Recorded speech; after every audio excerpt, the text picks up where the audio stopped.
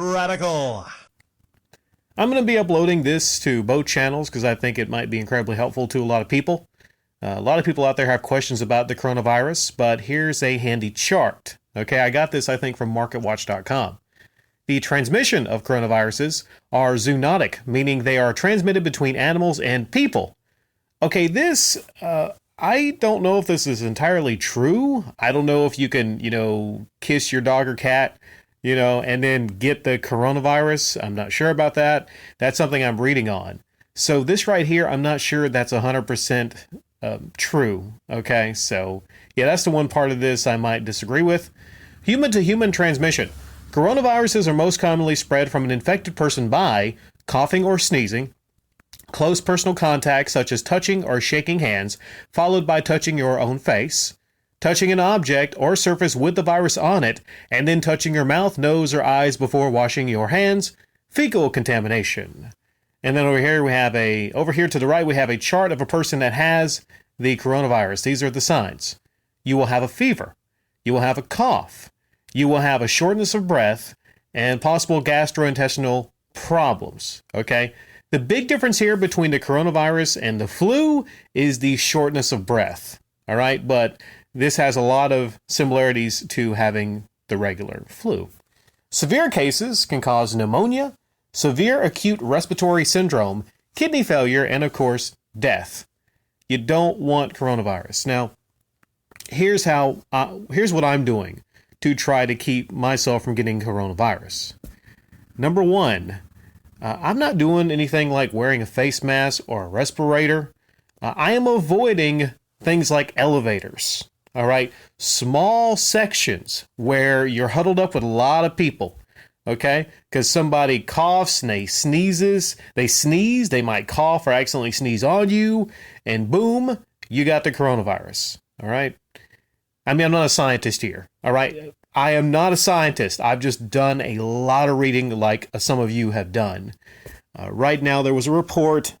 There's conflicting reports on if it's possibly airborne.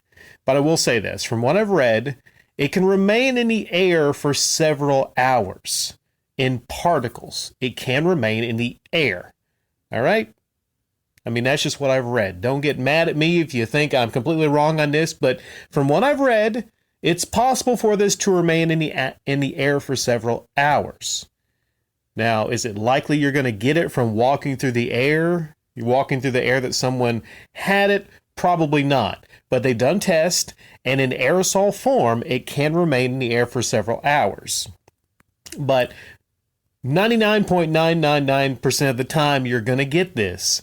If you get sneezed on or coughed on, or of course, Tom Hanks and his wife got it, if you're kissing on somebody that has it, it can remain on surfaces, though. This is the thing you need to look at.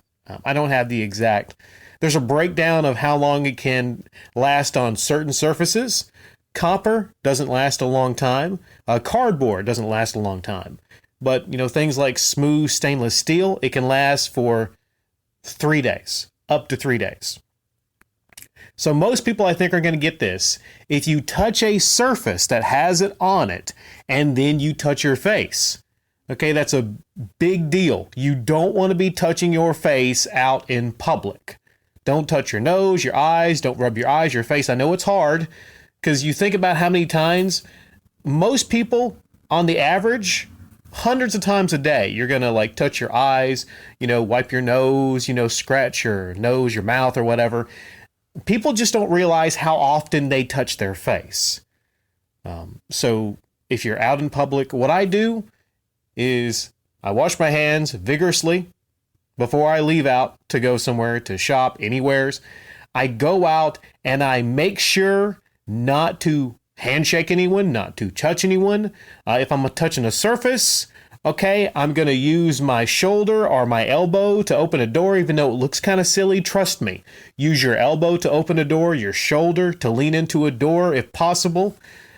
If you got to open something, try to use the outside of your hands. All right? And keep track of what fingers, the inside of your fingers that you use to scratch your nose or to, maybe an itch or to wipe your face or whatever. But if possible, like I said, try not to. Okay? Because I mean, this virus don't care. This virus don't care. If you touch a door or a handle with it on it, and you touch your nose or your mouth, you got it. And you don't want to get it. This is the last thing you want to get. So yeah, what I do is just, I don't touch my mouth or my nose. If I got an itch, if you got an itch, just use your elbow. Like I'm doing it right now with my forearm. Use your forearm. The other day, somebody gave me a handshake, and it's one of those situations where you didn't want to be rude, but they gave me a handshake, and right after I went to the bathroom, and for 25 seconds, I washed my hands with soap and water vigorously. And also, I might have an update because I uploaded a really helpful video about how to survive bathroom survival guide. Someone suggested I do an update for that, a deep dive into the simple act of going to a public bathroom. All right, it used to be bad, but now, yeah, it's really bad. And I'll maybe have an update later on. I don't know if I'll upload to both channels like this one. I just think this chart right here is really helpful to a lot of you. I might have an update on just surviving bathroom trips, public bathroom trips now, a coronavirus edition, okay? We are now living in a different time. It is the coronavirus time right now, where everyone's stressing out, trying not to get this virus. And there's a lot of disinformation out there. A lot of people are focusing on things that they don't need to focus on. All right. But all you need to focus on is keeping yourself safe. And if possible, just trying to avoid large crowds going out in public. There's a reason that they shut down the NBA. They shut down college basketball. They shut down E3. They shut down a lot of these things. They shut down a lot of these things for a reason. To try the best not to spread this coronavirus. Okay? So, like I said, just wanted to upload this chart. I think it might be helpful to a lot of you. Thanks.